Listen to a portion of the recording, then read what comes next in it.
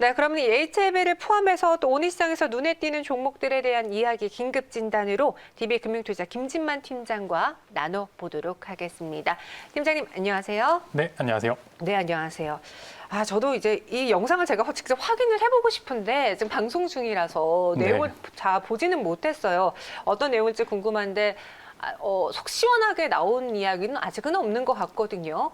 HLB에 대해서 주주분들이 걱정을 많이 하실 것 같은데 팀장님은 어떻게 보고 계신가요, 이 상황을? 아무래도 지금은 조금 소나기라고 좀 표현하고 싶습니다. 소나기요? 이제 확실하지 않지만 네. 그래도 아직은 이제 리스크가 존재하기 때문에 사실 기존 주주분들께서는 좀 손실이 너무 커서 이제 더 이상 팔지도 못하는 이제 그런 상황이 될 수도 있는데 일단은 뭐 진양호 회장이 여러 차례 이야기는 했지만 회사 자체가 몇 번의 이제 큰 굴곡이 있었었는데요. 이런 부분에 있어서 신규 매수자분들이 상당히 많은 걸로 지금 보고 있는데 이런 건 조금 웬만하면 이제 이 상황은 좀 피하고 이제 매수하시는 게 좋을 것 같은 생각이 들고요.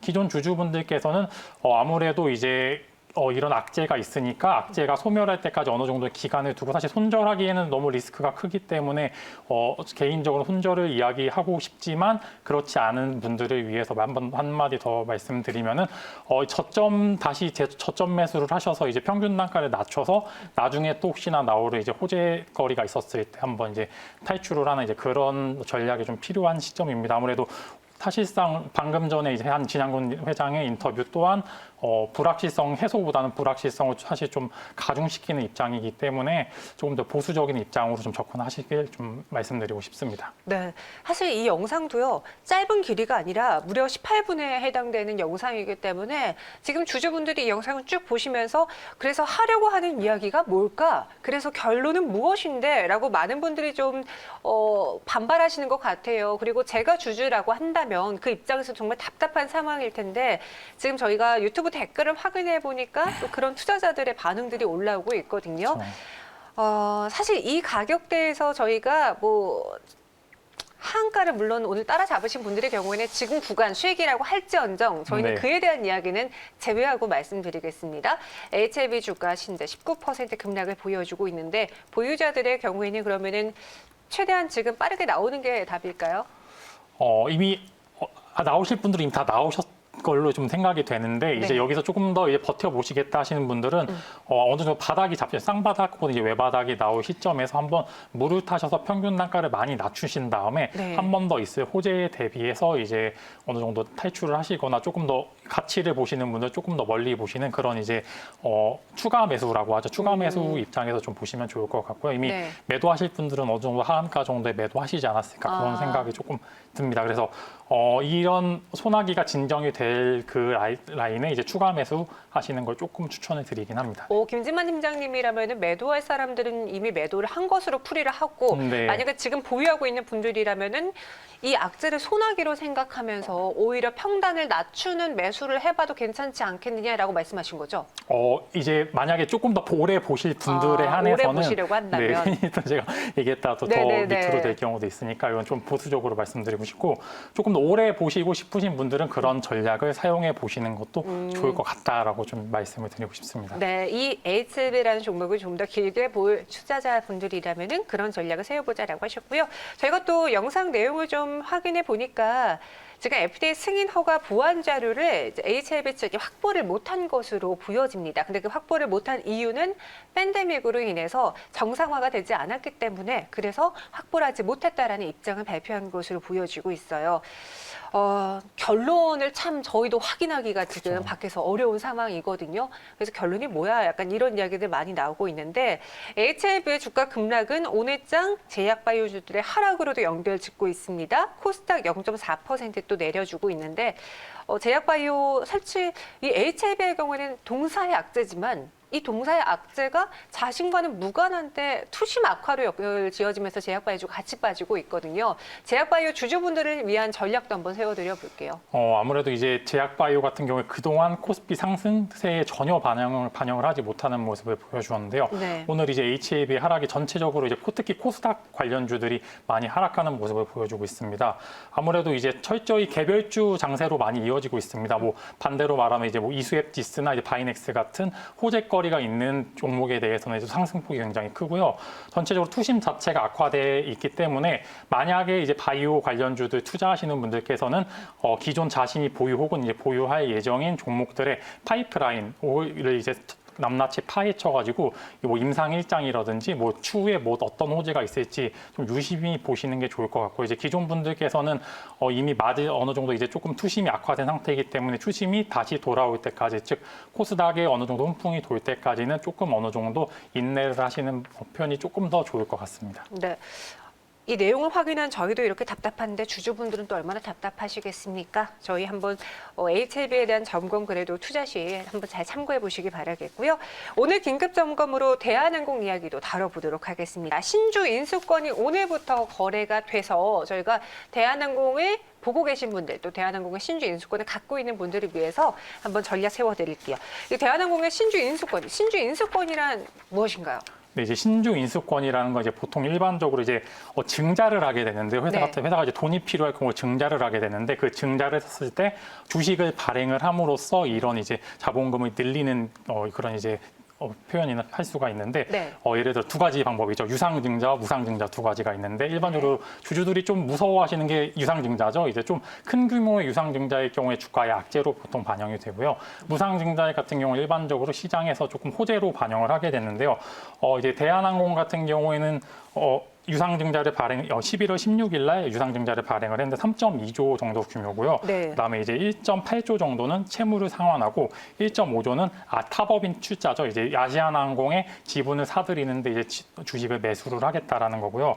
지금 대한항공 46R이라고 나와 있는데, 맞아요. 대한항공이 발행한 46번째 신주 인수권이라고 이제 이렇게 정리를 가볍게 해드릴 수가 있고요.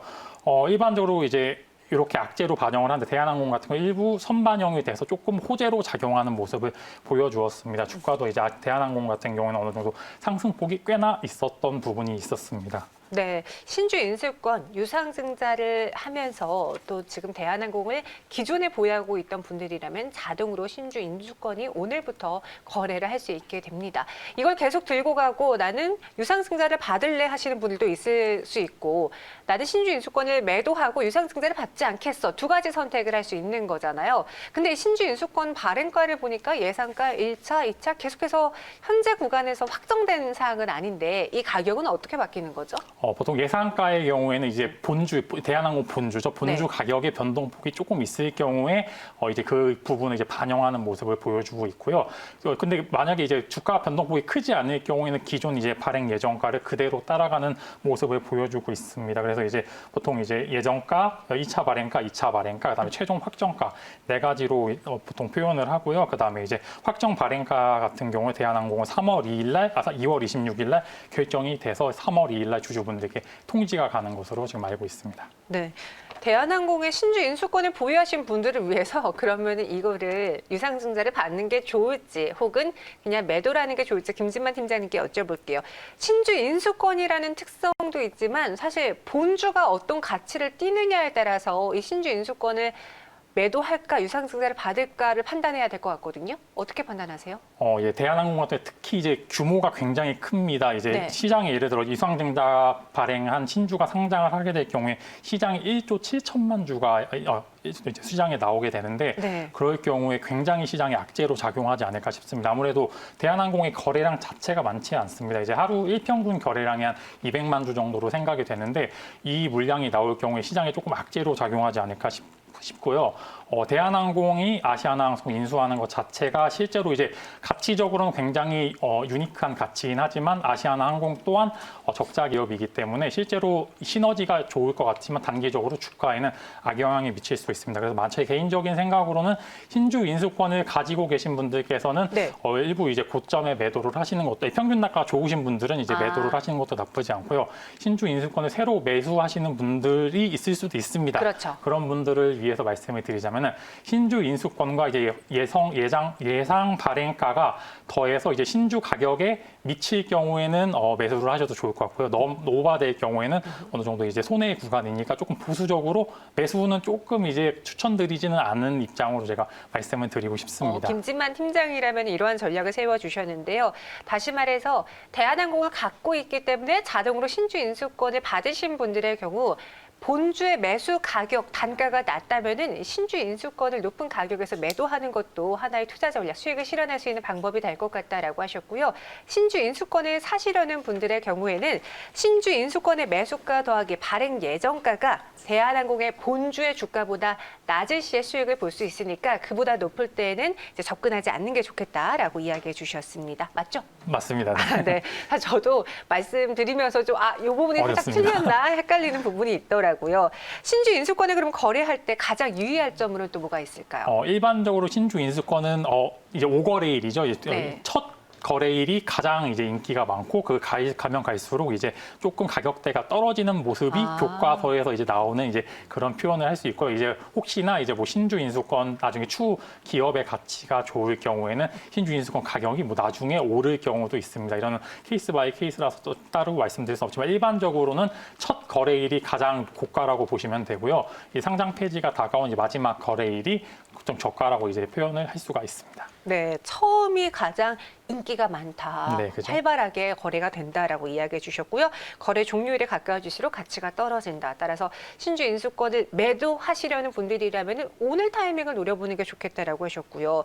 근데 대한항공의 유상증자 이후 주가 방향에 대해서 어떻게 보는지도 궁금해요. 사실 하나솔루션이 유상증자를 받았음에도 불구하고 그 무증이 아닌 유증리에도 그죠. 불구하고 성장성을 보고 오히려 호재로 반응하신 분들이 많았잖아요. 대한항공의 경우에는 어때요?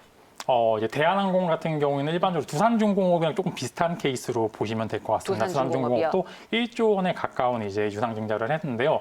아무래도 이제 시장 자체에서는 이제 좀 하나솔루션과는 좀 다른 결로 보시면 될 것 같습니다.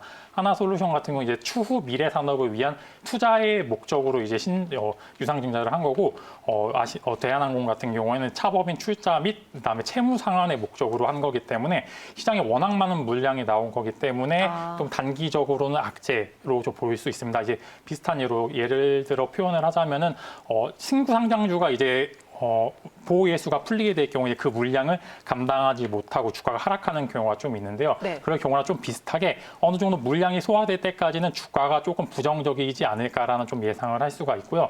지금 이제 대한항공 주가 자체도 꽤나 많이 올랐습니다. 이제 11월 16일 기준으로 해서 거의 16,000원대에 있던 주식이 지금 29,000원까지 가 있는데 한 번 정도 조정할 수 있는 구간이 요 이제 유상증자 물량이 나오는 그 시점이지 않을까 싶기 때문에 단기적으로는 저는 악재라고 좀 말씀드리고 싶습니다. 네, 워낙 나오는 신주 발행되는 물량이 많기 때문에 대한항공 경우에는 이제 하나솔루션의 유증 이후 주가 흐름보다는 두산중공업의 주가 분위기를 따라갈 가능성이 높다. 맞습니다. 라고 네. 이야기하셨고요. 단기적으로는 부정적인 요소가 될 수 있으니까 주주분들에게 이런 점들 전해드렸습니다. 개인적인 의견이니까요. 여러분들 참고해 보시길 바라겠고요. 대한항공의 주가는 현재 3%가량 내리고 있습니다.